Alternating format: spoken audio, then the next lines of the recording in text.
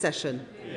And I recently wrote to industry and regulators to get them to set out their plans to fast-track that implementation in full. To the parties opposite, who like to talk big about energy security, but then vote against the very infrastructure to build it, let me say this: it is time to put our country first. And I can confirm today that we are developing options to back critical energy projects with indemnities if their planning consent is challenged, so that we don't waste a single moment in protecting our energy security, because energy security is national security. Third, on households and businesses. I know that when prices rise and incomes are squeezed, people look to the government and ask, what are you doing to help? That's why, since the election, we have delivered and funded 30 hours of free childcare to working parents, wages rising faster than prices for every month that I have been Chancellor, and free breakfast clubs being rolled out at our primary schools. From next week, the 2-child limit's gone. Day one sick pay in, and another rise in the national living wage. Prescription charges frozen, train fares frozen, the fuel duty frozen, and the state pension increasing next week by £575. And for businesses, £4.3 billion in business rate support. The Regulation Action Plan cutting admin costs for businesses. And the supercharger discount, followed next year by the British Industrial Competitiveness Scheme to take money off business energy bills. But I know that there is more to do. On trade, I can confirm to the House that we are aiming to conclude negotiations with the EU this year on the sanitary and phytosanitary agreement, which will directly impact food prices in our shops. And I have asked officials to look at where there are targeted reductions to agri-food tariffs, which can help bring down food prices too, balancing this with implications on domestic producers and food security. And later this week, I am holding meetings with supermarkets and with banks to discuss how they can further support their customers. We have a world-class competition and consumer protection regime. And since my last statement, the Competition and Markets Authority have stepped up their statutory monitoring of fuel prices. And I will update on fuel pricing within the next month. They are working with government to monitor the cost of household essentials for both price rises and disruption. And they've launched a market study into heating oil. Today, I can announce that we are going further to make sure that the Competition and Markets Authority have the powers that they need that were denied to them by the previous government to detect and to crack down on price gouging, bringing in a new anti-profiteering framework and considering time-limited, targeted powers for the CMA and other regulators. This week, the Business Secretary and I will convene the Regulators' Council to discuss their work to protect consumers. Because let me say again, this government will not tolerate any company exploiting this crisis at consumers' expense. Finally, I want to update the House on how I am preparing for this conflict as it goes on.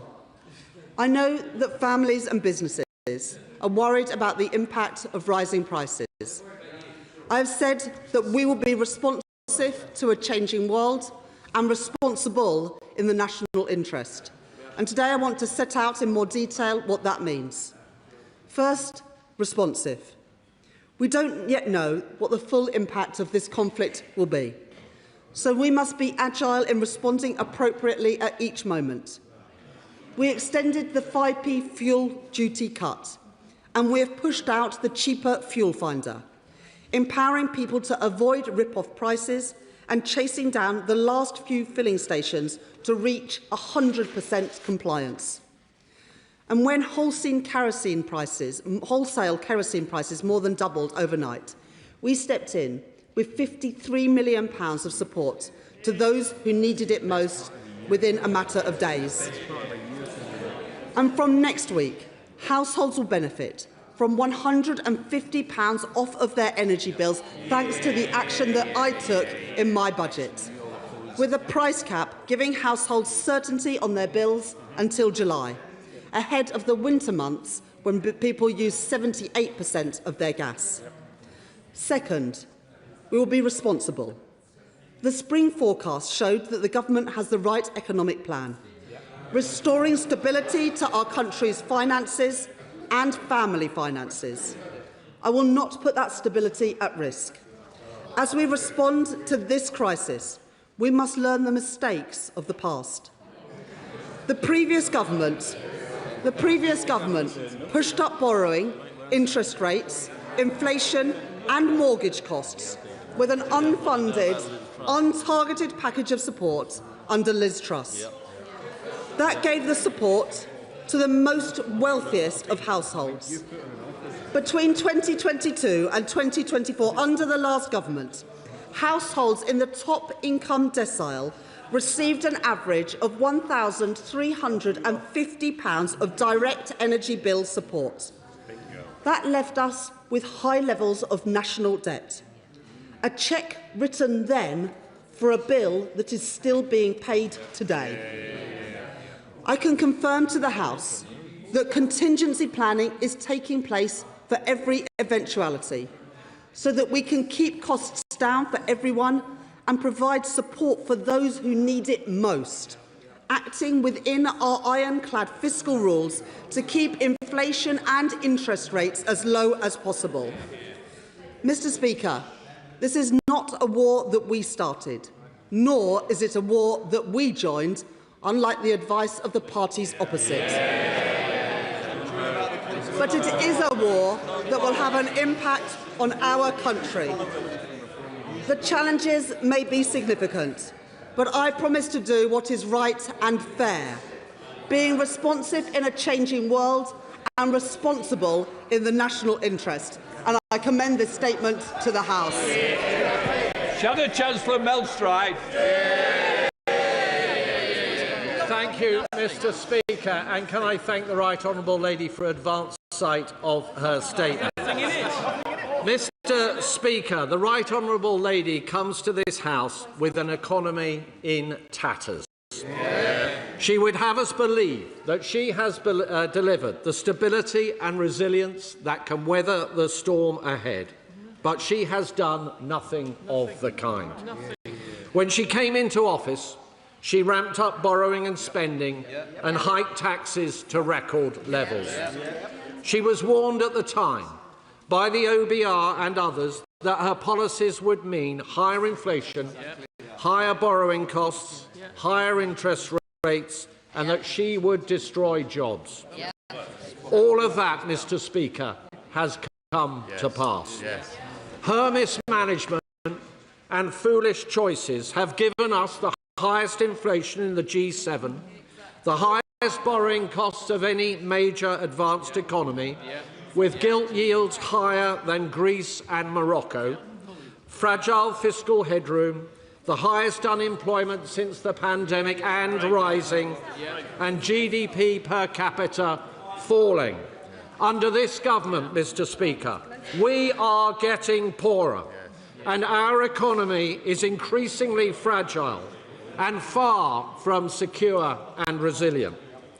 And despite what the Right Honourable Lady has just said about tiebacks, nothing exemplifies this government's economic folly more than its approach to oil and gas.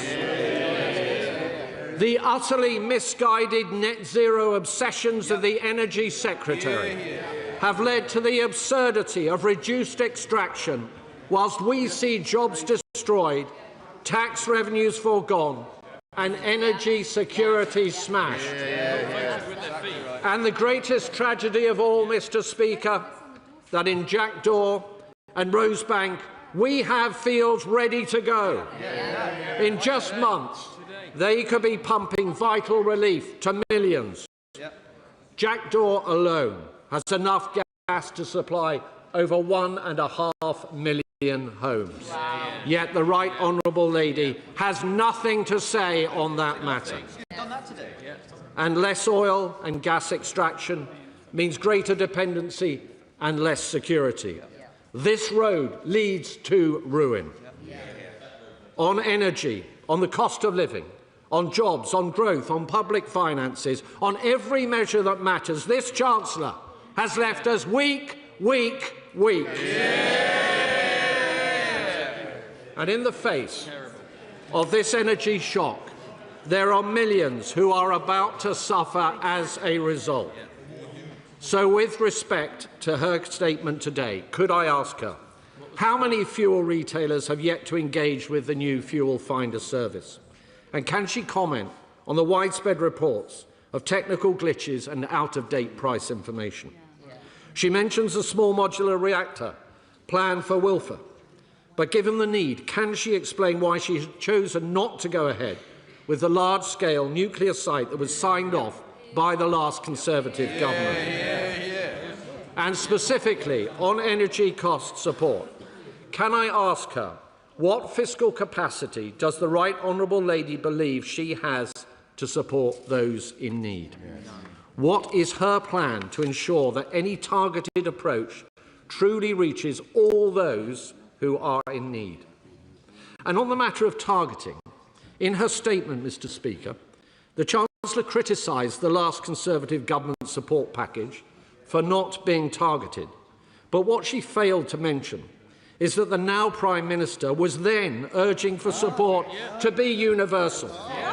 Indeed, he said at that time that Labour's approach would ensure, and I quote, that no household would pay a penny more on their bills. No consistency from the Right Honourable Lady.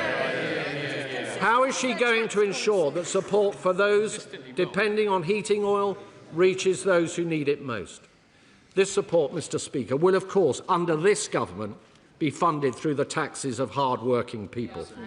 Indeed, the reduction to energy bills this April is simply being taken from bills and being dumped onto the shoulders of hard-pressed taxpayers. But it does not need to be this way.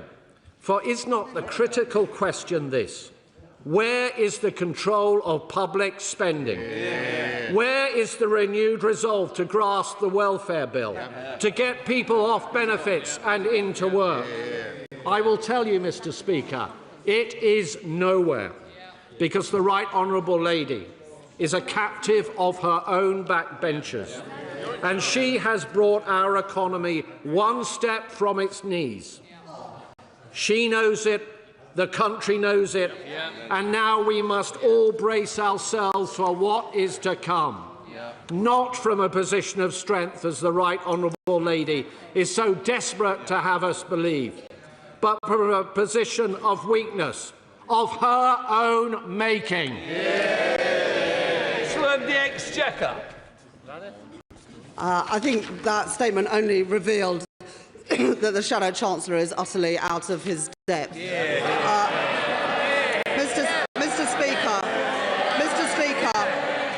Mr. Speaker, in the last 20 months, we've had 6 cuts in interest rates. We have more than doubled the fiscal headroom compared with the headroom that I inherited from the party opposite.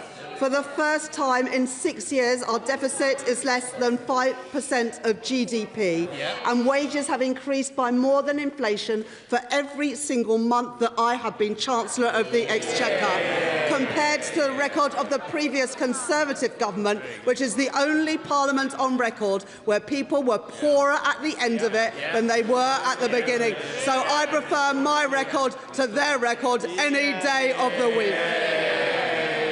Now, Mr. Speaker, the Shadow Chancellor says that we should act. Well, we have acted. But what the Shadow Chancellor fails to mention is that his party supported us being involved in this conflict. Whilst we have called for de-escalation, the Leader of the Opposition said that we should be a participant in this conflict. The damage that would have done to our economy would have been immense, and yet they make no apology for that. The Leader of the Opposition said yesterday about the Prime Minister that if he is creating a support package that is going to be done with taxpayers' money, then she thinks that we should be doing things that aren't going to cost the taxpayers' money. So on the one hand, you've got the Shadow Chancellor saying that we should do more and put in more money, and then you've got the Leader of the Opposition saying we shouldn't do anything. So where does the party opposite now sit on the £53 million support that we gave on heating oil? Because that was using taxpayers' money to support those who needed it most. It was the right thing to do, but now the Leader of the Opposition seems to suggest that that was the wrong thing to do. Now, the Shadow Chancellor asked a few specific questions. On the cheaper fuel finder that we have introduced, more than 90% of retailers have now signed up to it, and of that 90%, all of them are updating their prices regularly, and we, along with the Competition and Markets Authority, are chasing down the final few that haven't submitted their prices. On small modular reactors, the party opposite say they supported it. They had 14 years and they put not a single penny of money into it. And the same is true of Sizewell C. You can't, on the one hand, say that you think that we should spend less money and then at the same time say that we should be supporting Sizewell C and small modular reactors, because everything has to be paid for. In terms of fiscal capacity, we have more than doubled the headroom compared to what I inherited from the Conservatives. It was less than £10 billion when I became Chancellor of the Exchequer. It is now nearly £24 billion because of the actions that I have taken. The Shadow Chancellor says that we haven't built contingency, where the exact opposite is the case. Now, the Shadow Chancellor says, what about Rosebank and Jackdaw? Well, it was because of the failure to do the work properly that it was challenged in the courts.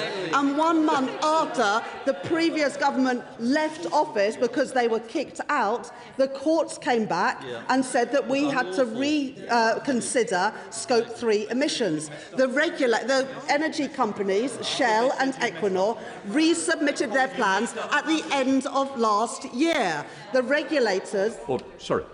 Between both of you, you can both go and have that discussion outside if you can't be quiet in here. Chancellor next. This is important because the energy companies came back, thank you, Mr. Speaker, came back at the end of last year with their revised plans. The regulators are now considering those, and my right honourable friend, the Energy Secretary, will make a decision ahead of the autumn to decide whether it is legal to go ahead with those. But we made a commitment in our manifesto to honour existing licences. It's only because of the failure of the previous government to consult that we are in this position in the first place.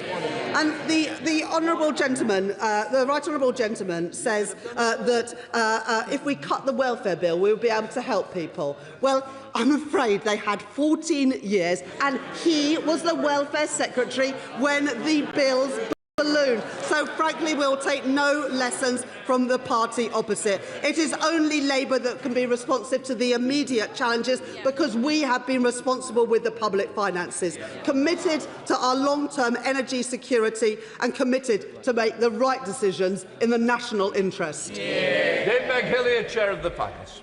Thank you very much, Mr. Speaker. Mr. Speaker, as the Prime Minister said yesterday, we have no idea how long this conflict will be, and he is not assuming it will be over quickly. So we live in troubled times, and it's quite right that the Chancellor of the Exchequer is making serious contingency plans as we move through spring, summer and into autumn and winter. But one of the challenges of targeting support, as she well knows, is the data that's available. So what is she doing to make sure that the data is available to target support to those who need it most, not just across Whitehall, but in local government and in the energy companies themselves?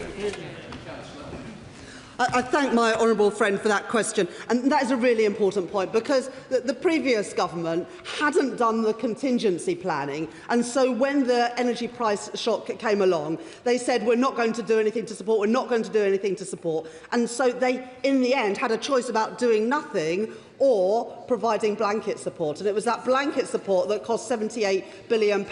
What we have been doing is working with the Department for Work and Pensions, with local government and others, to ensure that we will be able to target support at those who need it most. But that is in addition to what we have already done in taking £150 off of everyone's energy bills. We are doing the work. The prices come down in April for the following 3 months, and we are long way off of the winter when 78% of gas is used by households. Daisy Cooper, Liberal Democrat spokesperson. Thank you, Mr Speaker. I thank the Chancellor for advance sight of her statement, and our thoughts are also with our brave armed forces at this time. I agree that the last government's failure to invest in energy was a failure to protect our country. Today we face the stark reality where we cannot guarantee our national security, our energy security or our food security. When Liberal Democrats were in government, we launched the auction for onshore wind and we established the Green Investment Bank, helping drive down costs and quadruple renewable energy. The Conservatives' decision to scrap the Green Investment Bank has left our energy system more exposed and should be worn as a badge of shame. To shore up our energy security and to tackle the energy crisis, we Liberal Democrats have consistently argued for a three-pronged approach. First, to reduce energy demand by incentivising households and businesses to invest in energy efficiency without the tax penalties built into the business rate system or prohibitive upfront costs. Second, to fix the broken energy market that is unfairly inflating prices, especially for small businesses on our high streets. And third, to provide targeted support for the most vulnerable and for those with the highest energy needs. So I urge the Chancellor to consider our proposals: to create an energy security bank to offer low-interest loans for energy-saving improvements for households and small businesses, to reverse the cuts to home insulation programmes and to exempt business investment in energy efficiency from business rates calculations. Whilst action from the Competition and Markets Authority is welcome, it is not enough. Small businesses have been blocked from the best energy deals for years, well before Donald Trump started bombing Iran. Yet there has still been no CMA investigation into suppliers blocking access to these fair deals. So I ask the Chancellor again, will she please instruct the CMA to do this investigation without delay? On targeted support, families are fearful. Will the Chancellor consider zero-rating VAT on heating oil and LPG? Will she consider introducing a price cap mechanism for off-grid fuels? Will she commit to halving energy bills over the next decade by reforming pricing structures?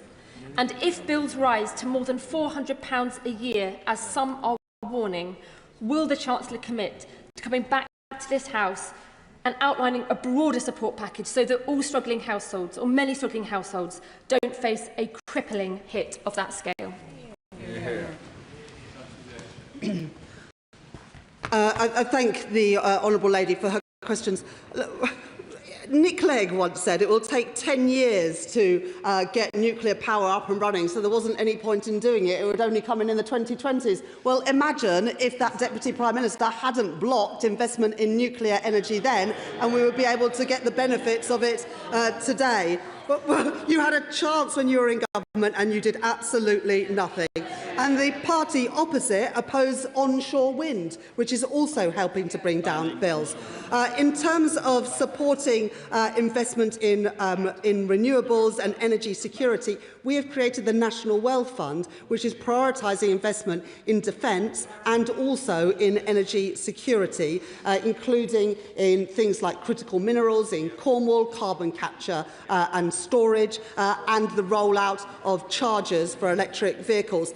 And we have also put £14 billion into the Warm Homes Plan to help subsidise and support people to make energy improvements in their home to reduce their energy consumption and therefore reduce their bills, alongside the Warm Homes discount, and where we have doubled the number of people who are eligible for it. On businesses, we are, through the business rates consultation, looking at improvement relief to ensure that if people do make improvements, including on energy efficiency, that they won't then be whacked with higher business rates. And on heating oil, the Honourable Lady said we should cut VAT on it. Well, when they were in government, they increased VAT on everything. So it's a bit rich to say that they want to cut it now. But we have asked the Competition and Markets Authority to do a review into heating oil, which I set out today, as well as the £53 million of support that we've put in. But there seems to be a sort of slight contradiction in what the Honourable Lady is saying between whether she wants targeted support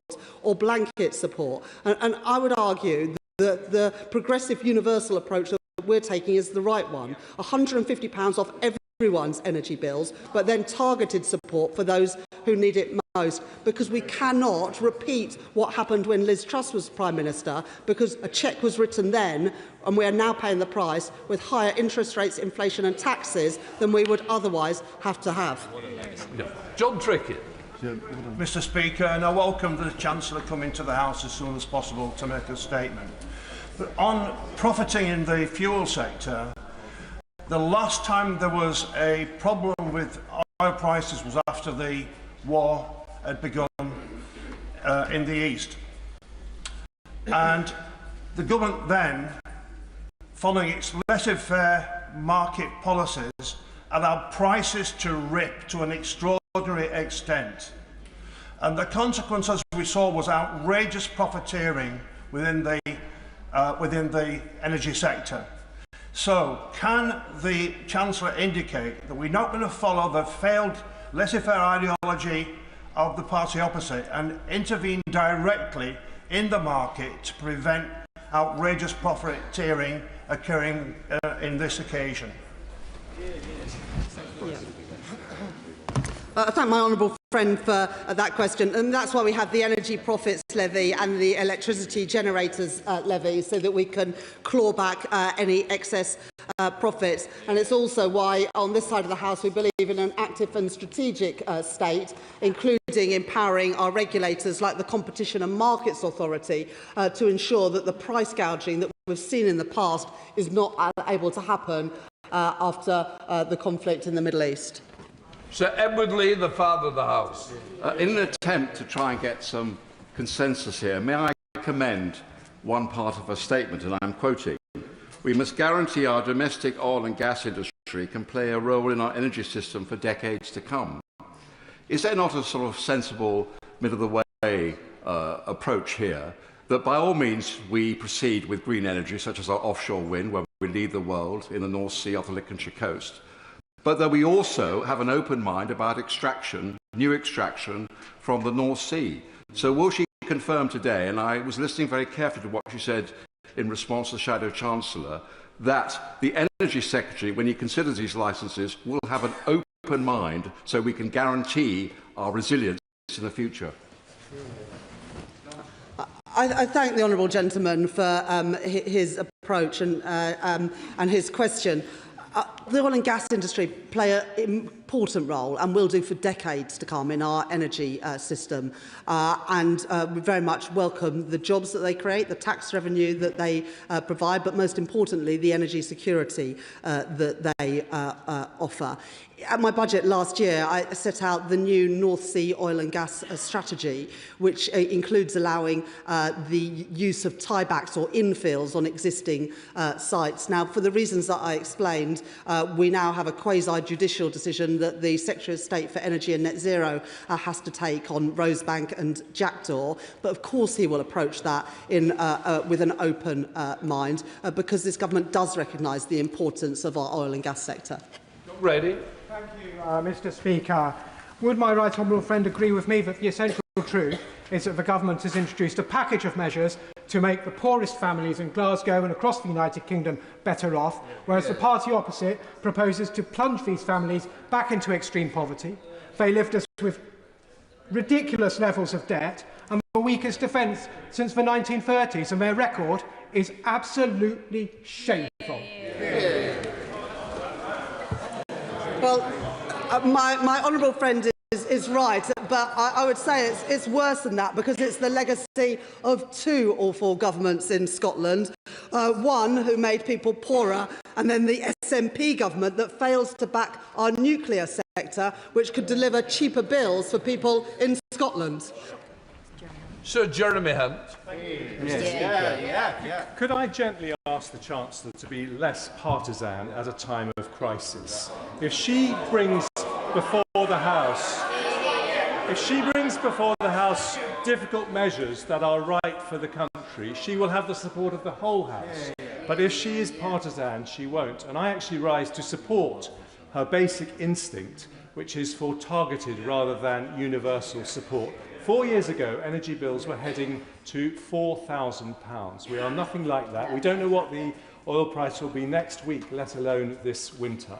But most of all, although last time we gave support to households and families with her support by increasing borrowing, we cannot react to every single economic shock by further increasing our national debt. So will she confirm that when she comes to the House in her budget with targeted support, it will be fully funded and not funded by increasing yet again our national debt? I thank the Right Honourable Gentleman for that question. When the Right Honourable Gentleman became Chancellor, it was on the back of lots of promises that there would be no support on energy bills. But the Honourable Gentleman and others recognised that that position was not sustainable. But work hadn't been done on how to introduce a targeted system. So the choice was a binary choice between blanket support or no support. And the Right Honourable Gentleman took the right approach then in ensuring that people's energy bills didn't go through the roof. But a target approach would be more appropriate, because the top third of families under the previous approach got more than a third of the benefit. That's not right, it's not sensible, and all it does is drive up inflation, interest rates and taxes in the future. So it's not the fault of the former Chancellor that that approach was taken, but we are using this period when energy prices are actually falling because of the approach I took in the budget to ensure that we are in a position in the autumn to have a targeted approach. Luke Murphy. Thank you, Mr Speaker, and I'm grateful to the Chancellor for her statement, particularly in setting out the long list of interventions this government has taken on the cost of living, which stands in stark contrast to the party opposite, who left the worst legacy on living standards in a generation. Can the Chancellor confirm that in the weeks and months to come, as she takes decisions encouraging regulators to take action and in contingency planning, that she will have that same thing in mind, protecting our constituents' living standards while also ensuring economic stability?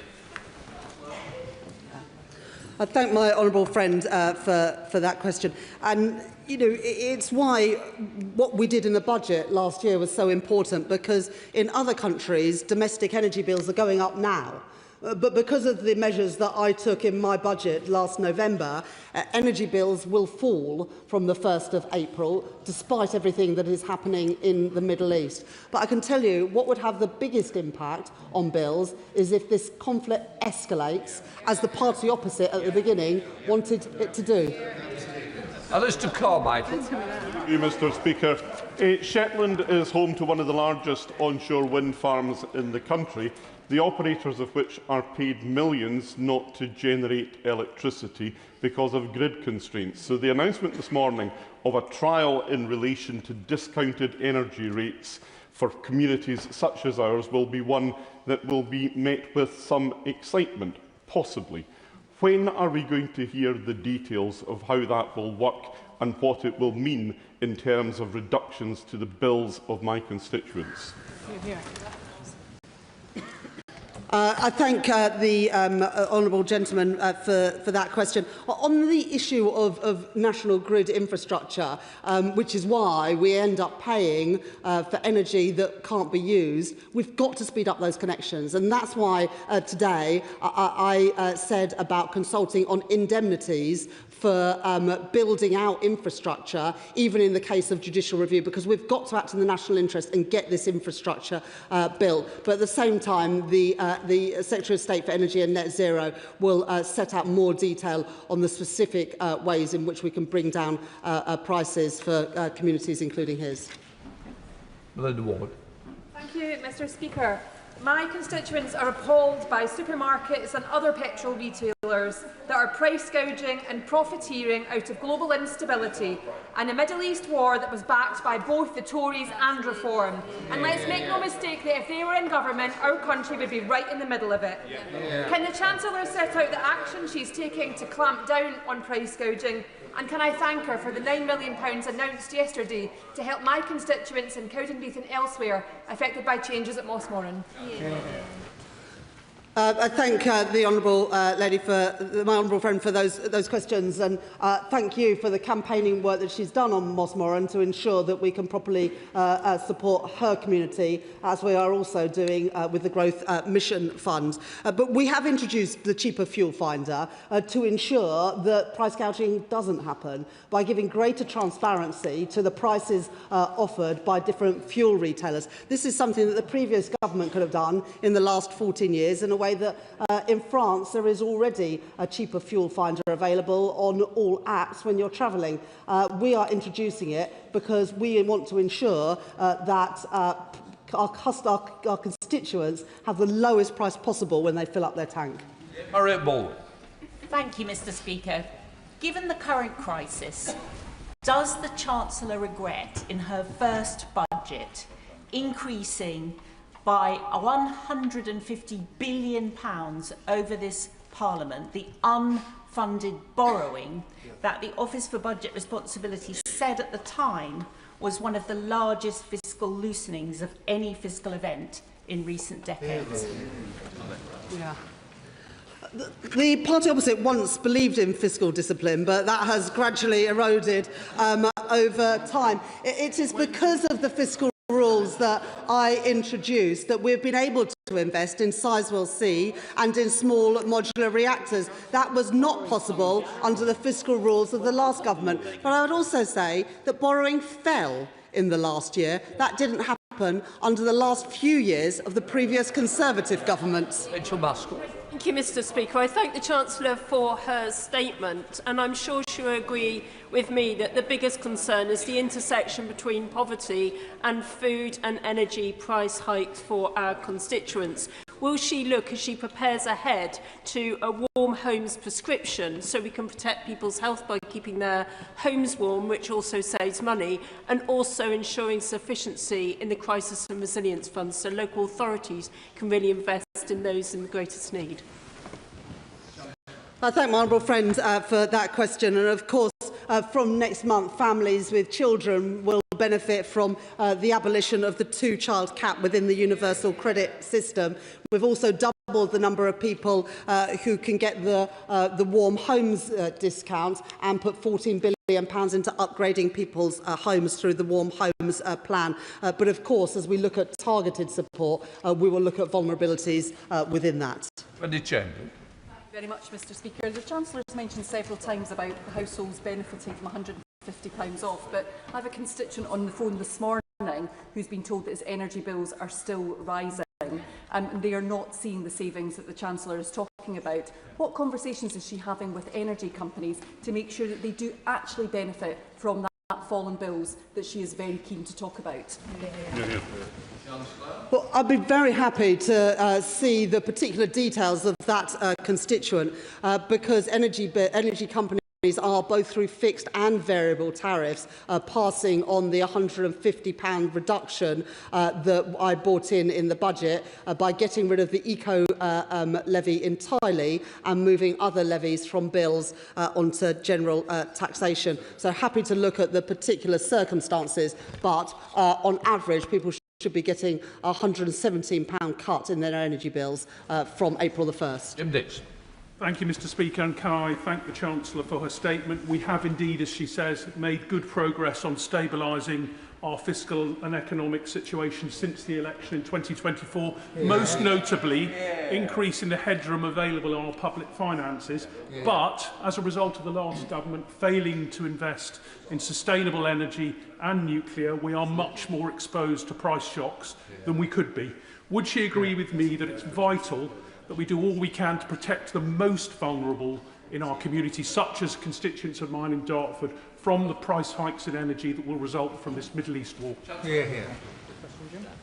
I thank my honourable friend for that question, and for his constituents in Dartford and around the country. There have been 6 cuts in interest rates since the general election, and more than doubling of the headroom means that we have a bit more room for manoeuvre in the face of shocks. But I would also say, because of the actions of this government, gas is setting the price for energy a third less than it was just 4 years ago, because of the investment in renewables that this government are making.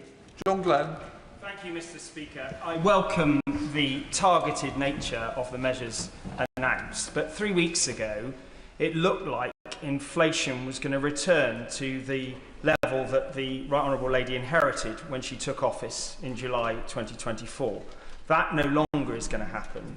But also, we see now the cost of borrowing, and given we're spending well over £100 billion a year on debt interest, what assessment has the Chancellor made of the implications of higher inflation and higher borrowing costs for the public finances? I thank the right honourable gentleman for that question, and it is because of those concerns and not wanting to put any upward pressure on borrowing costs or inflation that we are looking at what targeted support can be offered rather than the blanket support previous time that energy bills went up. The Bank of England offered their assessment on potential impacts on inflation, but as the Governor of the Bank of England has also said, the upward pressure on inflation because of the conflict in the Middle East is tempered somewhat by the action that I took in my budget last year, which reduces inflation between 0.4 and 0.5 percentage points, taking some of that upward pressure on inflation off. Dan Carr. Thank you, Mr Speaker, and can I thank the Chancellor for her statement. Can I ask her to do something for a specific group of people, and that is people in the private rented market who have to rent their home, and especially in more deprived communities like mine? Their energy bills are going to go up, but still their biggest outgoing each month will be their rent, and it is too often exploitative in areas like mine. We had rent controls in this country from the First World War up until the dying days of Margaret Thatcher. What can she do, thinking outside the box, to tackle this issue?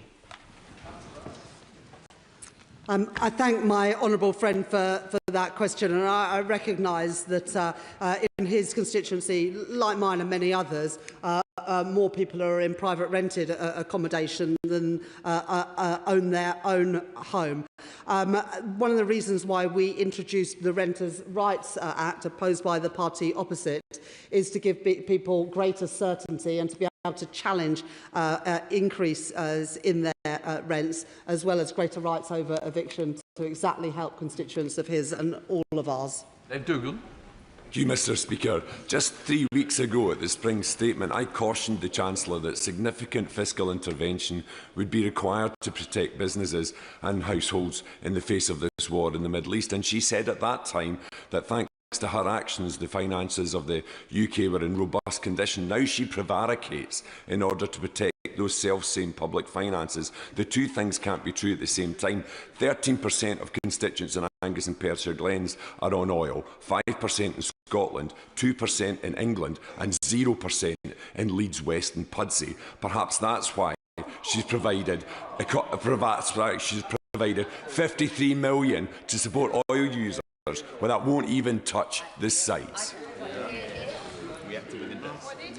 It took 200 days for the previous government to act on heating oil. It took us under 2 weeks with £53 million, and that money allocated based on the usage of heating oil in different parts of the country. So there will be no help for my constituents in Leeds West and Pudsey from the £53 million of heating oil, because we don't use it. But there will be support for Scottish constituencies, Northern Irish constituencies and many others as well, because it is the right thing to do.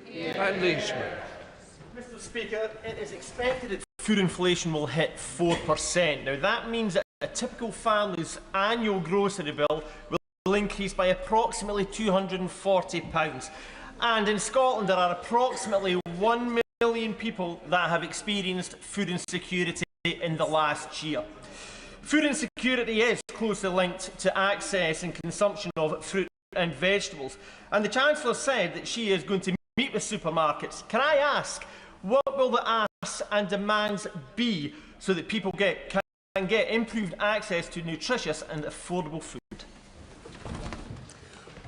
Well, from April the 1st, from next week, the two-child limit within universal credit will go, and food banks have said that will reduce the reliance of families with children on food banks, and that, of course, is a very good thing. There is also more that government could do to try and bring down food inflation, including getting a sanitary and phytosanitary deal with the EU, and we're committed to achieve that this year. That will bring down prices in the shops. It's opposed by the Conservatives and Reform because of their ideological dislike of the European Union, but it's the right thing to do to reduce food inflation for all of our constituents. Thank you very much, Mr Speaker.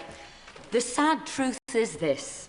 The Chancellor weakened the UK economy with her tax-busting budgets and her jobs tax, and this Middle East crisis has exposed that. Further, the Energy Secretary's actions are making it worse, and he's just refused to maximise drilling in the North Sea and issue new licences, which would give much needed energy security and affordability in the UK. So will she now see sense and overrule those decisions of his? Since I became Chancellor, we've had 6 cuts in interest rates, and for every month that I've been Chancellor, wages have risen faster than prices compared to the previous Parliament, when people were worse off at the end than they were at the beginning. And if the Right Honourable Lady believed in energy security so much, why was she part of a government that refused to fund small modular reactors or Sizewell C and opposed onshore wind, the cheapest form of energy? If she believes in energy security, she should back it. Andrew Cooper. Speaker, my constituents are being exploited by unscrupulous petrol retailers who are not letting a crisis go to waste. A BP in Winsford, unleaded is 10 pence more per litre than the cheapest in the area. At Shell in Middlewich, it's 15 pence more per litre. Does the Competition and Markets Authority have the power it needs to clamp down on this unscrupulous behaviour? So we've introduced the cheaper fuel finder to ensure that you have information like this, and most crucially your constituents have information like this. Already in France, you can see on any map, on an app on your phone or your sat-nav, the different prices of petrol at different filling stations. And that is where we will be in just a few weeks' time, once we have got that technology to work with those companies. The previous government had 14 years to do something like that. Other countries have, but we were without that facility. Being able to do that means that all of our constituents can make sure that we fill up at the cheapest cost. Obviously, you didn't mean me, I know that. Don't worry, Gavin Robinson. Thank you very much, Mr Speaker. May I thank the Chancellor for recognising the disproportionate reliance on home heating oil in Northern Ireland, but recognise that the £17 million made available for 500,000 homes reliant on oil equates to £34 per household, and there's no data to target that support. The £81 million available from the renewables obligation for electricity, we were told by the Prime Minister and the Northern Ireland Secretary of State that that could be targeted, and yet Treasury officials are blocking that. I would ask her to look at that again. She's made the commitment not to reinstore the 5 pence of duty on fuel. Could I ask her to look at red diesel? could I ask her to look at taking a look at the rebate for red diesel to help support construction and transport and haulage and energy regeneration in our country to stimulate those parts of our economy that have a disproportionate reliance and have lost the support they so gravely needed?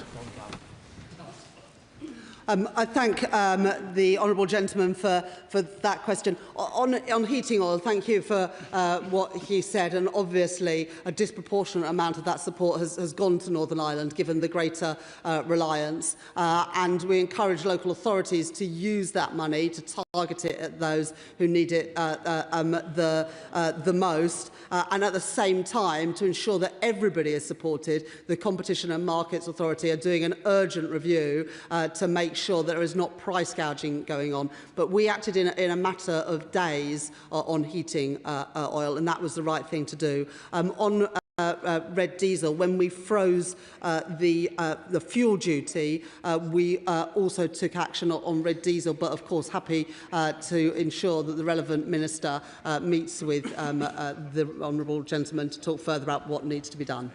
Well, let's speed it up. Harpreet Tupple. Mr. Speaker, the Chancellor will be aware that we have a strong manufacturing sector in Huddersfield and in Yorkshire, including in defence and SMEs, but they are feeling the pressure of rising costs, and the Middle East war has seen input prices go up and disrupted supply chains. So can I ask how she's particularly supporting manufacturers? Yeah. My honourable friend is right about the importance of manufacturing in Huddersfield and more widely across Yorkshire. From the beginning of April, we are introducing the supercharger, which will take £420 million off the energy bills of the most energy-intensive industries, and the British Industrial Competitiveness Scheme comes in next year, which will help, I think, over 5,000 businesses. I'll tell the chance. Thank you, Mr. Speaker. The fuel price shock that we're seeing caused by Trump's reckless war highlights just how risky it is for the UK to be locked into these global fossil fuel markets. And of course, the CCC just recently pointed out that the cost of achieving net zero by 2050 is less than the cost of a single fossil fuel price spike, reinforcing the point we need to invest in the clean green technologies and get ourselves off being hooked on fossil fuels. Now, we've got a key problem in the UK because gas is coupled to electricity prices.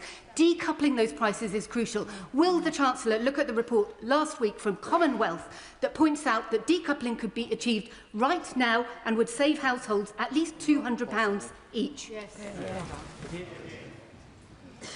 Thank the honourable lady for that question, and I agree that de-escalation is the best way to reduce bills for families and businesses. I would just gently say to the honourable lady, we want investment in renewables, and that's why we introduced the Planning and Infrastructure Act to make it easier to build them, but her party voted against that, which is keeping people's bills higher than they need to. We have had a third reduction in gas imports, and gas is setting the price of our energy something like a third less than it was just 4 years ago, and the electricity generators levy and the energy profits levy is ensuring that excess profits are taxed, and we can use that money to support the public finances and public services. Justin Mathers. Mr. Speaker, the consumer-focused, pragmatic approach by this government is such a contrast to the rhetoric of some on the benches opposite who would only see military action escalate and be in no doubt that it would be our constituents who would pay the price for that. So in respect of the CMA, I welcome the report this morning about what action they're taking to tackle rip-off debt fees, but that report took several years. So in respect of the new powers that the Chancellor's announced today from the CMA to tackle price gouging, can she confirm that the CMA will be able to act swiftly, nimbly, in real time to tackle companies who seek to exploit this particular crisis? I thank my honourable friend for that question, and it's absolutely right. The gung-ho approach of the party opposite would have made this crisis worse, not better, and our approach diplomatically has been to de-escalate this crisis at every stage, in part because we don't want that cost of living impact on families. In terms of the Competition and Markets Authority, as my honourable friend knows, we met them a couple of weeks ago to talk through what more can be done with cheaper fuel finder to roll that out, to investigate the impact on heating oil, and within the next few weeks the CMA will be coming back after that investigation and looking more widely about how to keep prices down for all of our constituents. Thank you, Mr. Speaker. The £474,000 awarded to Dorset Council last week as part of the Chancellor's announcement is welcome, but I must tell her it really won't touch the sides, and more is going to need to be done to support rural communities. Unwillingly and unwittingly, the government is going to be profiteering from this by having a massive hike in VAT and duty take. Could I urge the Chancellor, because this would not add to government borrowing, to ring-fence either in whole or great part those excess receipts that she will be receiving, to ring-fence to support rural communities across the country as they face into this cost of living crisis? Good question. Thank you for what the honourable gentleman said about heating oil, and as well as the direct support for his local authority and many others, the CMA work is also crucial to stop businesses exploiting this crisis to increase profits. And as I said in the answer to the previous question, the CMA will be reporting on that shortly. What I would just say about ring-fencing certain tax revenues, it's clearly the case that a prolonged conflict is going to reduce other tax revenues and push up borrowing costs.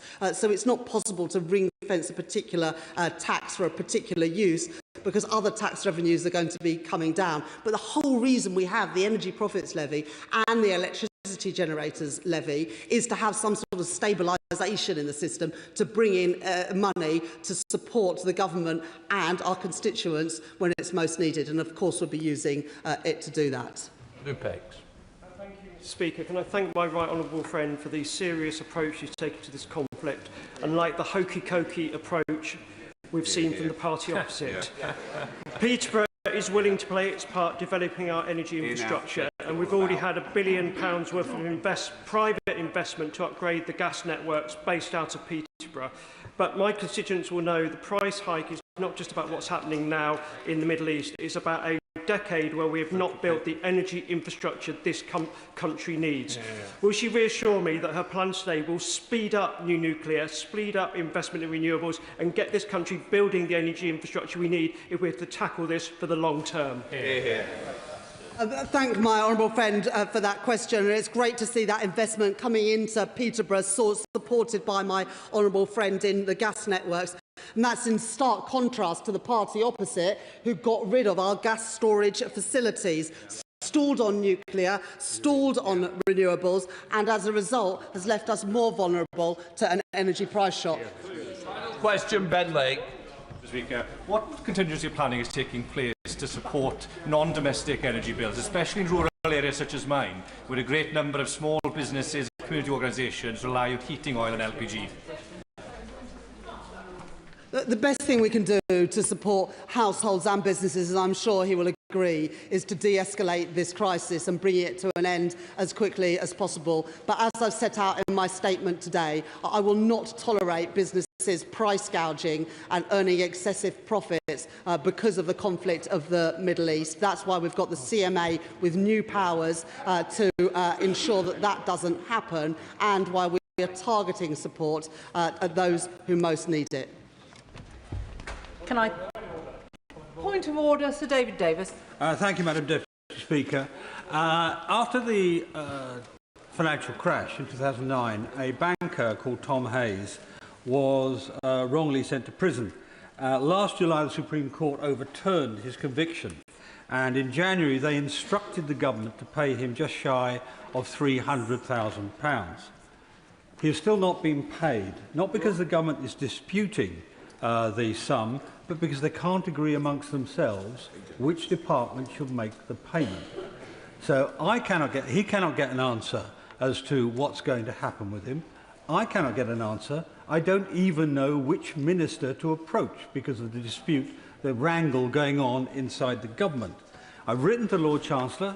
His department tells me I'm not going to get an answer at least until the middle of next month. So can you tell me, Madam Deputy Speaker, how I can establish the responsible department so that this House can get a proper answer to how this injustice is going to be resolved? Can I thank the Right Honourable Member for his point of order? In the first instance, he may wish to consult the clerks in the table office for advice as to how he can best elicit a response, but he might also like to raise this with the Leader of the House at Business Questions, who will then be able to ensure that the question is directed to the correct government department. Point of order, Sir John Hayes. Very grateful, Madam Deputy Speaker, and I rise as the chairman of the All-Party Group on Acquired Brain Injury, concerned about the news that 287 patients from a hospital in Northampton are to be relocated across the country. NHS England have told local health bosses the hospital isn't fit for purpose, and so they must reallocate these people. Many are brain injured. The member from Northampton South is very concerned about this because many are his constituents. Given that you probably haven't had notice of a statement from the government about this, how can I draw it to the House's attention beyond this? And how can ministers be asked to come here to explain what they're going to do about this woeful situation? Can I thank the Right Honourable Member for his point of order? He is quite right. I certainly have not had any notice of a statement on this, but of course he can raise this at health questions. Again, the advice, he can raise this with the Leader of the House, but he has certainly done an excellent job of highlighting the issue. I believe also in debates which I have listened to, and I'm sure the Treasury bench has heard him this afternoon. Point of order, Bel Rabiro Addy. Thank you, Madam Deputy Speaker. Tomorrow, the 25th of March, is the UN's International Day of Remembrance of the victims of slavery in the transatlantic slave trade. The Ghanaian government's resolution declaring the transatlantic slave trade as a crime against humanity, backed by the African Union, CARICOM and a growing global coalition, will be debated. Given our nation's central role in the trafficking and enslavement of African peoples, a vote against would be a betrayal of every life it consumed. This House has never debated this. How can we be certain that our UN vote reflects the will of this Parliament and, more importantly, the will of this country? Madam Deputy Speaker, how can we ensure decisions of this magnitude taken in our name receive the democratic consideration they deserve before a vote is cast? Can I thank the Honourable Lady for her point of order? As she will know, the government conducts diplomatic relations in the United Nations under Crown prerogative. Nevertheless, she has placed her concerns on the record and the front bench will have heard them. Of course, as this House has not debated the issue, she might do well to apply for a backbench business debate or alternatively to raise it in Westminster Hall or indeed with the Leader of the House at Business Questions. Which brings us to the 10-minute rule motion. Kirstine Sullivan. Thank you, Madam Deputy Speaker. I beg to move that leave be given to bring in a bill to require that personal protective equipment procured and provided by public sector and associated bodies must comply with standard BS 30417 2025 or an equivalent specified standard and for connected purposes. I bring this bill to the House today as a proud member of the GMB Union. We all know the importance of personal protective equipment. It is the final defence against unavoidable risks in the workplace. But what's not always appreciated is that employees across the UK are routinely working without fit-to-form PPE, compromising safety and hindering productivity. BS 30417, developed by the British Standards Institution, is guidance that puts fit-to-form PPE as a consideration at every stage of purchasing, supply and use. Madam Deputy Speaker, our workforce is not homogeneous. Employees are not all male, 5'9" and 85 kilos, and even then, PPE is often designed for a taller man. Whether preparing food, handling chemicals, building houses, healing patients or fighting fires, too many are given inadequate PPE. Boots too big, they become trip hazards. Gloves too large, they can't grip properly, or high-vis jackets so cumbersome they restrict movement. While some employers offer inclusive PPE, it's time for us to put our money where our mouth is. Enshrining the BSI's new PPE standard or the industry equivalent in public procurement sends a very clear message to employers and manufacturers that the future of work and PPE is inclusive. Over the past year and a half, I have met with women across industries, health services, firefighters, police, armed services, engineering. They are exasperated at poor fit PPE and often the ridicule that comes with it. Take something as simple as sizing. The smallest glove size available on the market is still too large for 86% of female hands.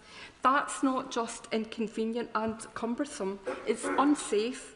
Many women doing training drills on ladders, handling hoses and ropes, find them impossible as the gloves are simply too big to allow for a secure grip.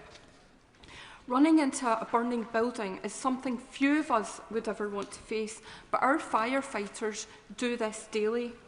Amidst an attack, running towards danger is something few of us would do, but our police officers do this daily.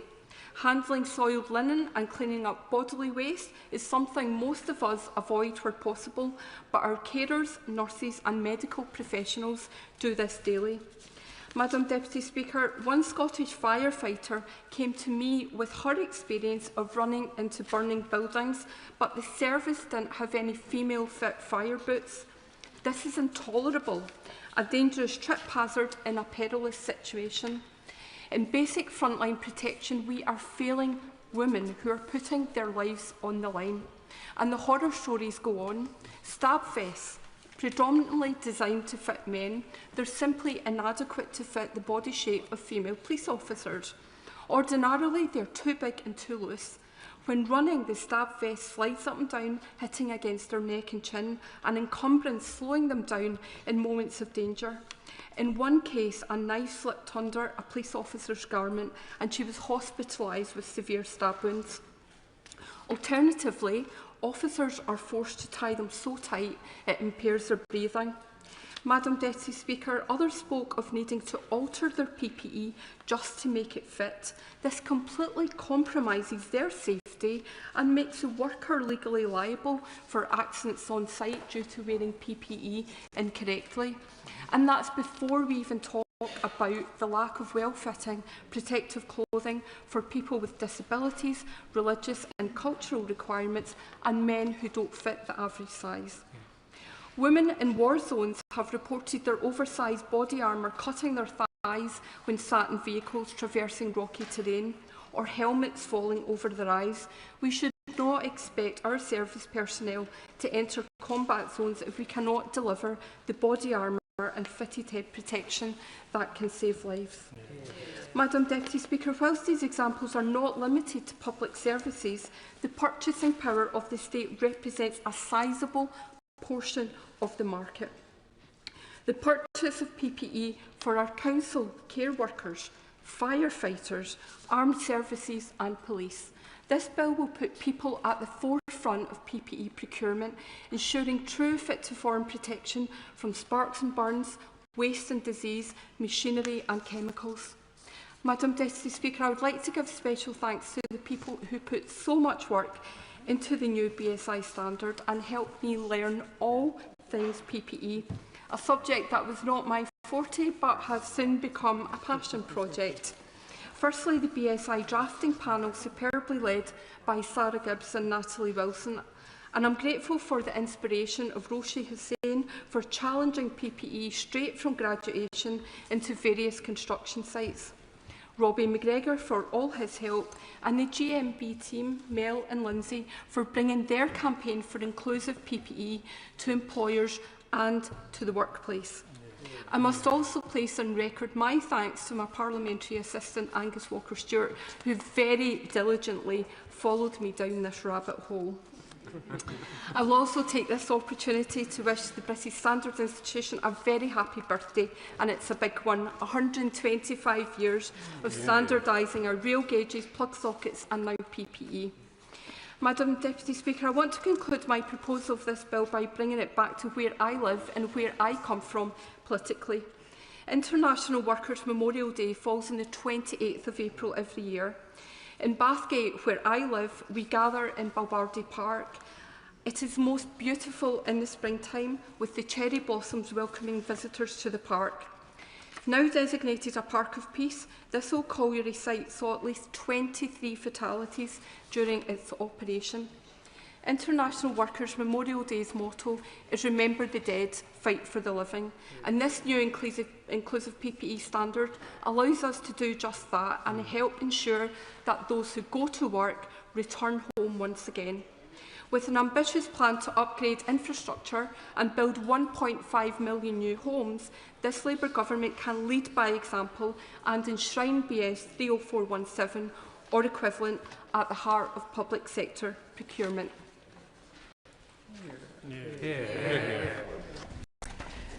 The question is that the honourable member have leave to bring in the bill. As many as of that opinion say aye. Aye. Of the contrary, no. I think the ayes have it. The ayes have it. Who will prepare and bring in the bill? Patricia Ferguson, Mike Reader, Susan Murray, Chris Kane, Douglas McAllister, Joanna Baxter, Tracy Gilbert, Elaine Stewart, Lillian Jones and myself, Madam Deputy Speaker. Kirstine Sullivan.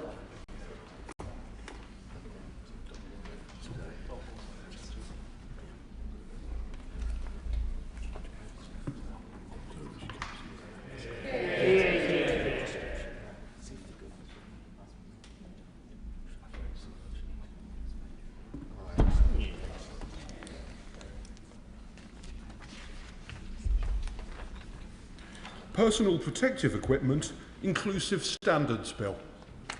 Second reading what day? Friday, 17th of April. Friday, the 17th of April.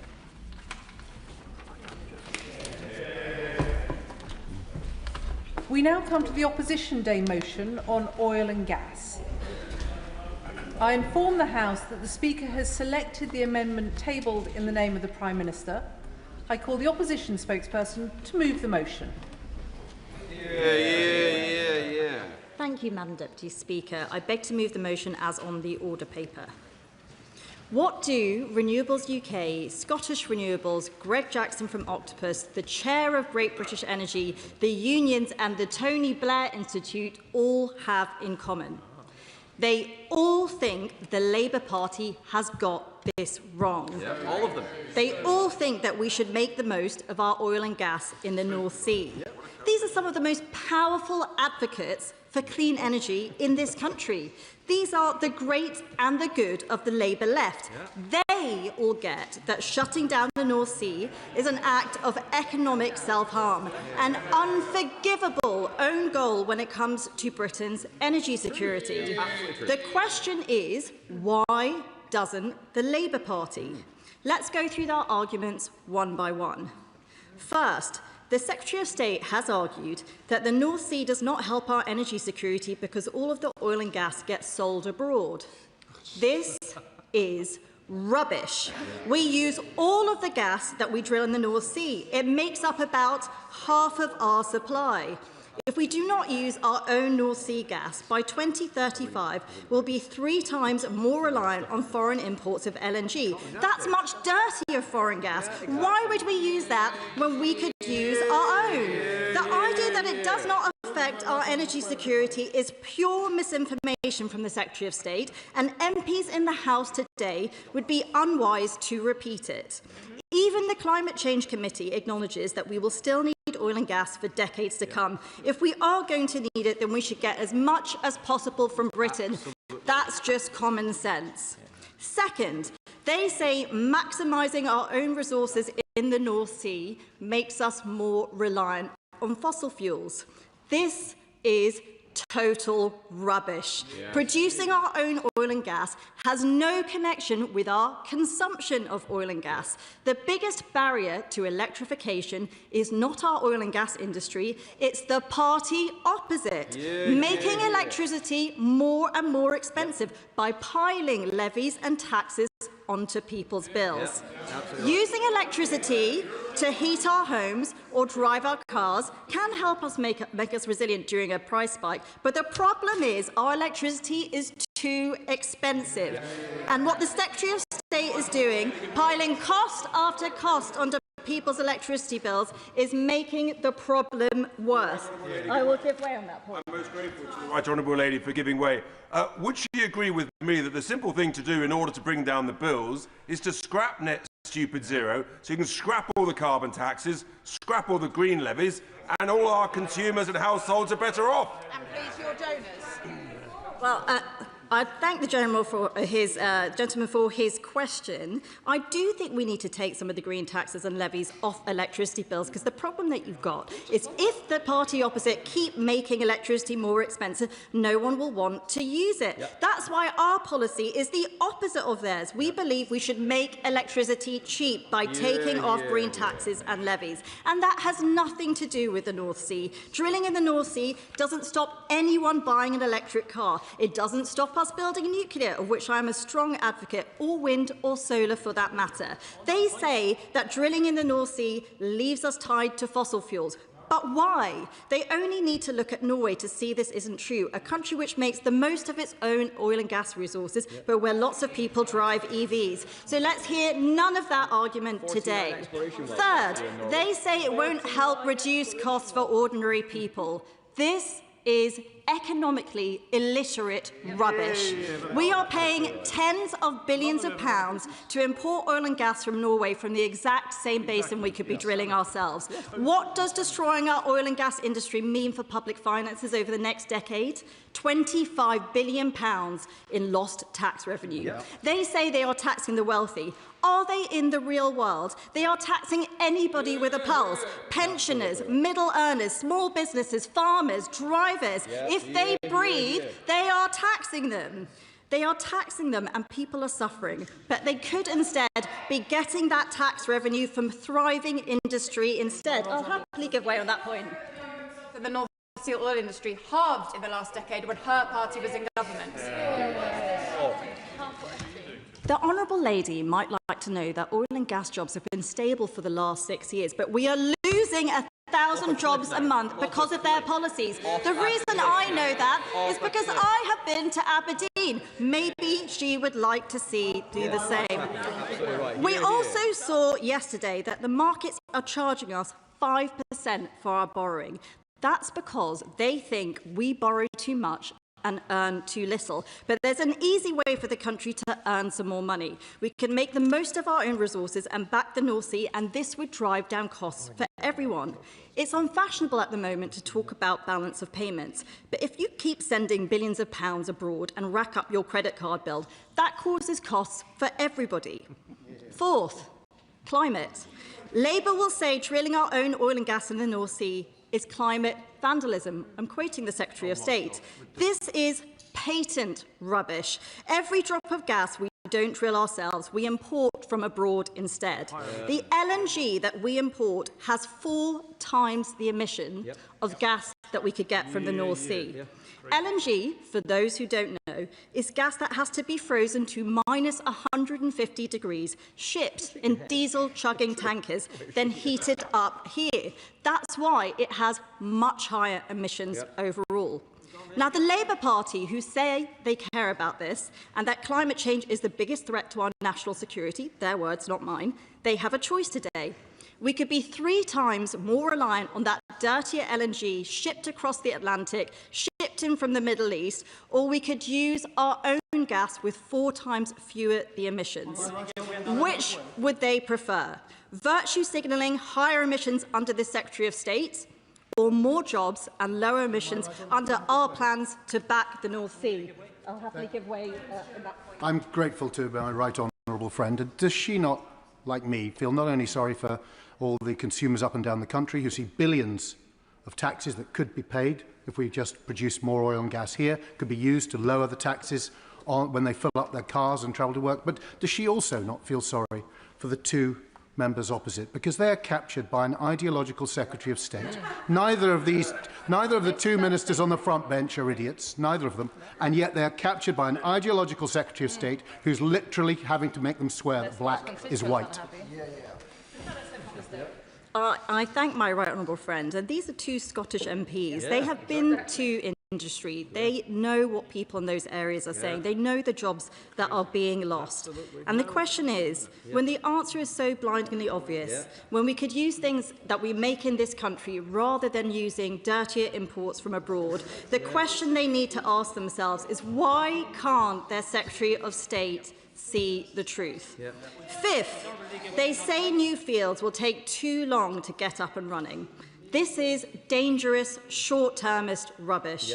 Jack Daw and Rosebank could be up and running by Christmas. They have been sat on the Secretary of State's desk gathering dust. This hiding behind the process. I was part of the process. It is in the Secretary of State's gift. It is up to him to make the assessment. We are in an energy crisis. He could speed this up if he chose to do so.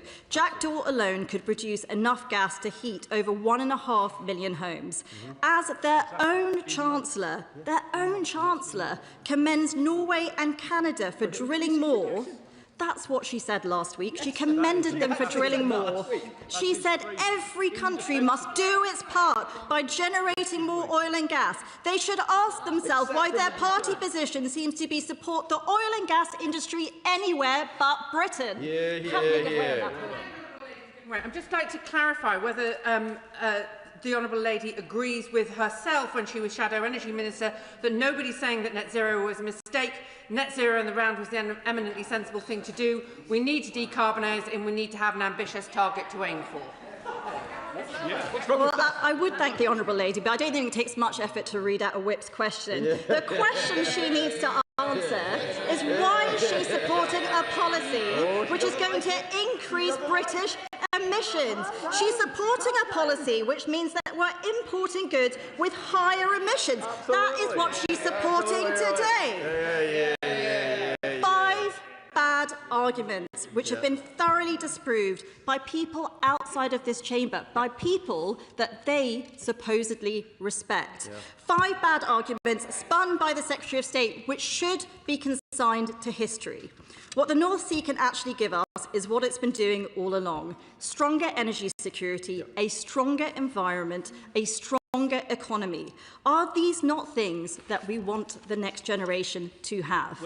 And the question they need to answer is this: what reason does Renewable UK or their very own chair of Great British Energy have to back the North Sea if it doesn't give us these very things? Maybe, just maybe, it's time for them to admit that their Secretary of State has approached his role with a dangerous, blinkered ideology rather than being interested in the national interest. Maybe even they realise that they are once more being marched up the hill on the wrong side of history, on the wrong side of public opinion, when we all know there will be an inevitable U-turn from the Prime Minister and the Chancellor in a few weeks' time. It is mad at the best of times to not want to make the most of our own resources. This idea that you would ban industry if you think they can't change prices in this country. Let's be clear, that is an argument to shut down all business in this country. There is a benefit to making things in Britain. It's called jobs and tax revenue and self-reliance. The Labour Party used to understand that, and I will happily give way on that point. I'm grateful to my right honourable friend giving way. And on that point about security and growing it at home, I'm sure my right honourable friend shares my concern that in the push for renewables, we are entirely reliant on the processing being done in China, on the other side of the world. So when the party opposite talk about not being reliant on petrochemical dictators, they seem perfectly happy to be reliant on renewable dictators. My honourable friend makes an excellent point. In the trade wars that we saw last year, China limited the export of several rare minerals, which would be critical components in the renewable supply chain. Having an energy system which is dominated by renewables is having a system which is completely reliant on China. And that is why we think that is the wrong approach. It is mad at the best of times to not want to make the most of our own resources. In the middle of a supply crisis, it is completely unforgivable. And yet that's exactly what Labour MPs will vote for today. They are on the wrong side of history on this one. They should put their disastrous Secretary of State zealotry to one side, fast-track Rosebank and Jackdaw, reverse their disastrous bans and taxes, and put our energy resilience over their narrow political interests by backing the North Sea. And I will give way on that final point. Thank you, Honourable Lady, for giving way. Can I first of all thank the Shadow Minister and the Conservative Party again for bringing this forward. My constituents tell me very clearly, if we have oil, let's dig it and let's drill it and let's make sure that we get the opportunity of it. Now, is it not ludicrous for the Labour Party to let Norway get all the assets from the drilling and us to get nothing when it's the same bed that we have? Really, for the Labour Party to have any other sort of policy is ludicrous. It's against the will of the people, it's against the will of this Parliament, of us on this side, and I think the Minister should take a review of his decision. Well, I thank the honourable member. I think these are the strongest words that I've heard from him in my entire time in Parliament, and the party opposite would be wise to heed them. At the moment, we are in a situation where we share the same basin with Norway, and last year they drilled 46 new wells and they made 21 new discoveries, and we drilled 0 wells for the first time since 1964. This is exactly the same basin. There is not a geology difference. It is a political line drawn down the middle. It is quite clear that it's the Labour Party's approach and the Secretary of State's approach which is driving this industry into the ground. I will happily give way on that point. I thank the Right Honourable Lady for giving way. And one of the reasons why Norway, of course, is so successful is because of the certainty that is applied to the tax regime in respect of oil and gas drilling. Now, within the Conservative Party motion, as I read it, they seek to remove the energy profits levy. As a point of clarity, can she be clear with the House as to whether she would want that to be replaced by the oil and gas petroleum mechanism, as suggested by so many in the industry in Aberdeen? Thank the honourable gentleman. I know his party has a checkered past in backing the North Sea, but what I will say is that I'd be happy to work with anyone to look how we can support the industry. My position is clear. At the moment, we are taxing companies at a marginal rate of 100%. We are banning new licences, the only country in the world to do so. We are making ourselves more reliant on dirtier gas from abroad when we could be using our own resources and taking in £25 billion of tax receipts. And that's why I urge the party opposite, the party who used to be the party of workers, they used to be the party of industry, they used to be the party that understood aspiration in this country, to put themselves on the right side of history and vote for the motion today. The question is, as on the order paper, I call the Minister to move the amendment. Martin McCluskey. Thank you, Madam Deputy Speaker, and I beg to move the amendment standing in my name and the name of the Prime Minister and other honourable members. Madam Deputy Speaker, as I've said before many times in this House, the North Sea oil and gas sector is one of our great industrial success stories. We are proud of the role that the North Sea's workers and communities have played in helping to power our country and the world for decades, and we recognise the role that we recognise the role that oil and gas will play in our energy mix for decades to come, as well as the vast skills and experience of our offshore workforce. But as a government, we also have a duty to be honest about the challenges that we face, and the reality is that more domestic oil and gas production won't make us more energy secure and won't take a penny off bills.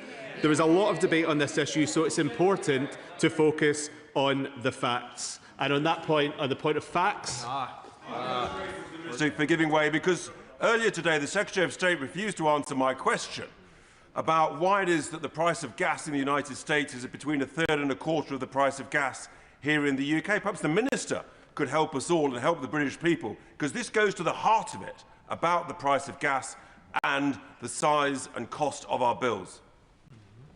As the honourable member will know and will have heard me say earlier in this speech, the price of gas and oil is set on an international market, and extracting more from the North Sea would not make a penny's difference in terms of price in this country.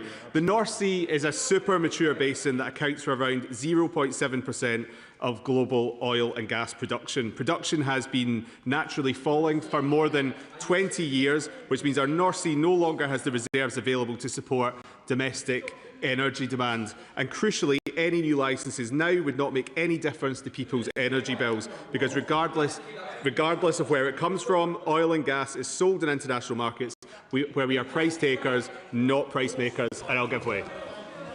If we were to accept that argument, notwithstanding the fact that there are global markets and supply and demand leads to much lower prices in some places than elsewhere, but let's accept, for the purposes of this, let's accept that it makes no difference to the international price. It's billions of pounds in foregone taxes, which could be used to reduce prices, to reduce VAT, to reduce all sorts of impositions on the British people, saving not pennies but many pounds from ordinary people's bills. That's true, isn't it, Minister? Madam Deputy Speaker, what the party opposite wants to do is they want to remove a tax that is contributing £12 billion to the Exchequer, that is funding our public services, that is allowing us to invest in our schools, in our hospitals and other public services. And if they oppose that, they need to come forward with their own proposals. Allow me to make some progress. The only route to energy security and lower bills is to get off our dependence on fossil fuel markets, which we have no control over, and onto clean, homegrown power that we do. I'll give way. The Minister for giving way.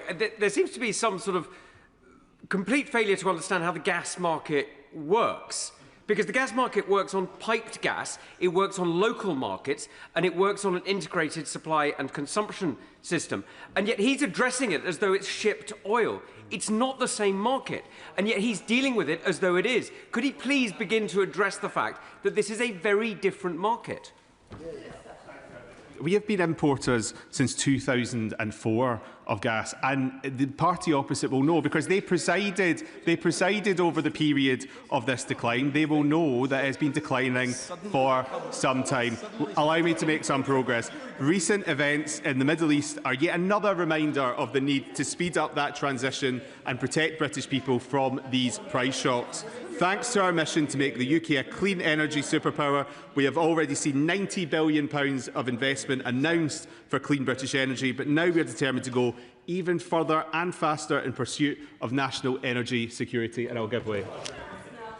Minister for giving way, and I accept his point about having more homegrown renewables can be good for insulating ourselves from the economic output. But he will know there are great swathes of our industrial base that are gas dependent, not least the ceramics industry. So what message does he send to them?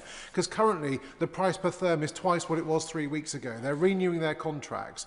This is going to kill industry in certain parts of our foundational sector that we need to meet our mission. So what's the government's message to those industries? Thank you, Madam Deputy Speaker. I know my honourable friend is a real advocate for the industries in his constituency, and the Minister for Industry is looking in detail at this and is coming forward with proposals for industry to take us through this moment where we are dealing with this situation in the Middle East. We are bringing forward the next renewables auction months after our most successful auction ever secured enough power for the equivalent of 16 million homes. And just today, we set out plans to make plug-in solar available in supermarkets so more people can put a panel on their balcony or outdoor space and begin saving energy. And we're ensuring heat pumps and solar panels will be standard in new build homes. Madam Deputy Speaker, one moment. Madam Deputy Speaker, I also want to talk about the Energy Profits Levy, which has been mentioned by a number of honourable members across the House. Since its introduction in 2022, the Energy Profits Levy has raised around £12 billion. This revenue supports, as I said earlier, vital public services. And as the Chancellor noted at the recent spring forecast, the Energy Profits Levy will be replaced by the new oil and gas price mechanism in 2030, or sooner if average oil and gas prices over 6 months fall below the thresholds of the Energy Security Investment Mechanism.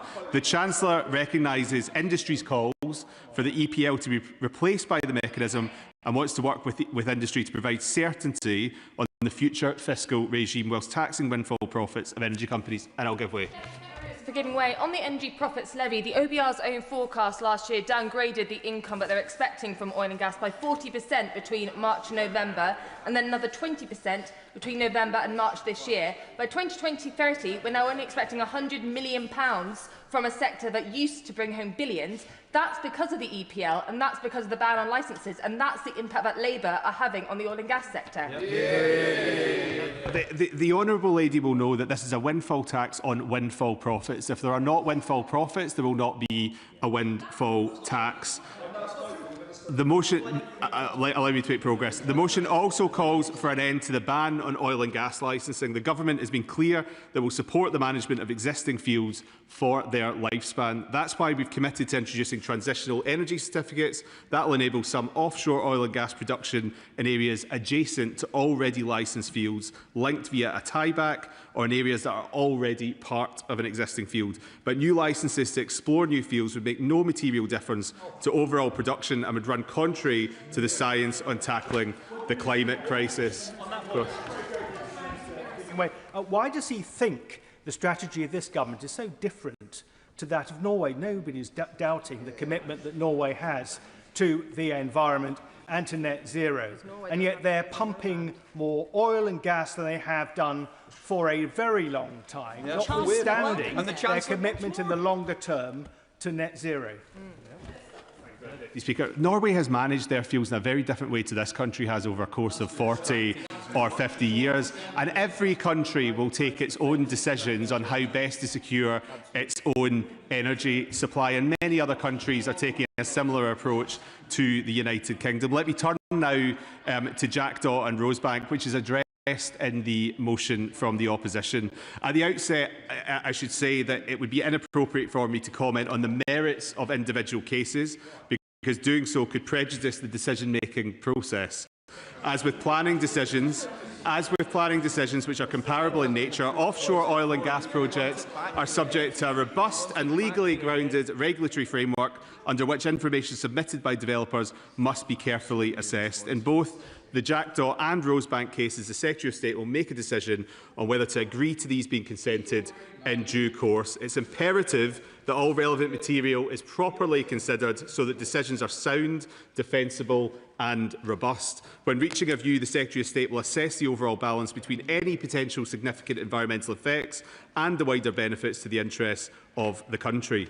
And as members would expect, that assessment will involve considering a range of factors which may include energy security alongside environmental considerations. Some have asked why these decisions are taking time.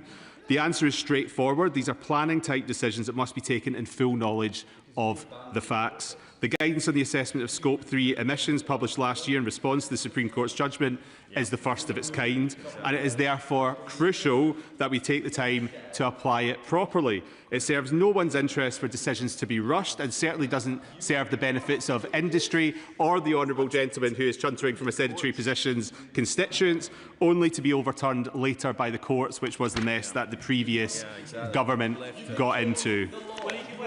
Of course. I thank you for giving way. He mentioned their energy security, and of course this is fundamentally the most important issue facing us as a country at the moment, not only because of the conflict in the Middle East, but wider conflicts, including that in Ukraine. Is it not the case that we must stop taking short-term decisions and instead look for the long-term future of our energy so that we can get nationally controlled energy security, which is good for our national security too?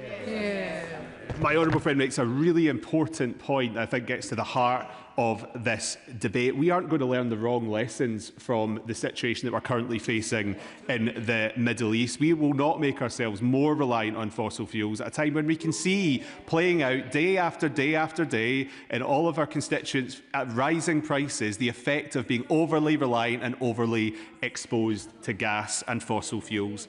Madam Deputy Speaker, we are incredibly fortunate to have the North Sea on our doorstep. For almost half a century, the oil and gas buried there has fuelled development and charged our economy. But for too long now, governments have ignored the transition that is happening before their eyes. We owe it to the North Sea's workers and the communities who have done so much for our country to set out a proper plan for their future and seize the immense potential in clean energy. And I'll give way. Thank him for giving way. The workers who he's referring to have a very different take on his government's approach to the North Sea than he does. Indeed, I think they would be incredulous at the arguments that he's making today and his government have made over many months, because it is costing them their jobs. He knows that moving from the Energy Profits Levy to the OGPM as quickly as possible will give those workers some hope and will help assist with the energy security. Is he or his department currently in discussions with the Treasury about making that happen? The Chancellor has had discussions with industry and will continue to have those discussions with industry. And that's right and appropriate way to conduct these decisions. And I was pleased to be myself in Aberdeen a couple of weeks ago, talking to the same workers that he mentions. And of course, we need to do as much as possible, to ensure that oil and gas workers are properly protected through this transition, but that we also don't lose sight of the great potential, for example, in floating offshore wind, which will also provide a significant future for his constituents and for people across Scotland.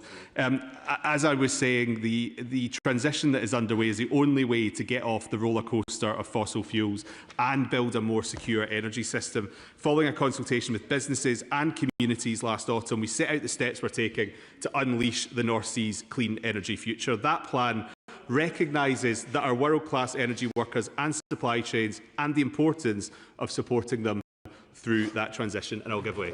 Well, the Minister has been most generous. He'll know that Harbour Energy was the largest single producer in the North Sea. They're leaving.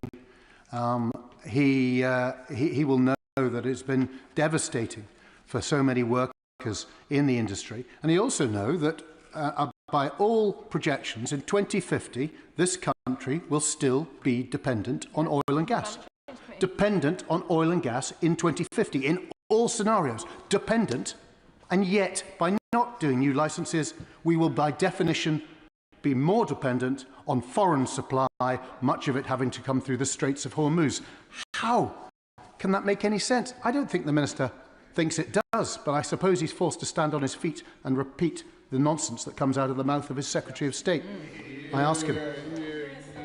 Thank you, Deputy Speaker. I'm more than capable of forming my own conclusions, and what's in this speech are my own conclusions. And I would encourage the honourable gentleman to listen to what I've had to say throughout this. Harbour Energy is continuing to operate. He talks about dependence. The dependence that we are seeing at the moment is dependence on fossil fuels, is dependence on oil and gas, which has left every single one of our constituents across this House exposed to volatile oil and gas prices, exposed to higher prices. As in my response to my honourable friend earlier, the only way off of this is off the roller coaster of fossil fuels, on to homegrown energy that we control where we can control the price. That is a responsible action from a government that's focused on the long term and not the short term, of course. Offshore Energy UK doesn't agree with him, because it said that at the current rate, with the government crashing the North Sea industry, we're going to be 3 times more reliant by 2035 for gas as we are at the moment. Is he right, or is Offshore Energy UK right? Minister. I'll say to the honourable gentleman what I said to his front bench last week, which is we need to stop, or the party opposite needs to stop talking down the North Sea. 1.1 million barrels a day being extracted. That is not an industry that is being shut down. That is an industry that is continuing to produce. Let me conclude. Just last week, the Minister for Energy met with our North Sea Futures Board in Aberdeen with representatives from industry, unions and local groups to discuss how we can drive a fair, orderly and prosperous transition. Madam Deputy Speaker, to conclude, net zero is the economic opportunity of the century, despite what honourable gentlemen on the backbench might say. This government will make sure that our oil and gas workers can take advantage of that opportunity while driving for energy sovereignty and abundance with clean, homegrown power. The original question was as on the order paper, since when Amendment A has been proposed as on the order paper. The question is that the original words stand part of the question.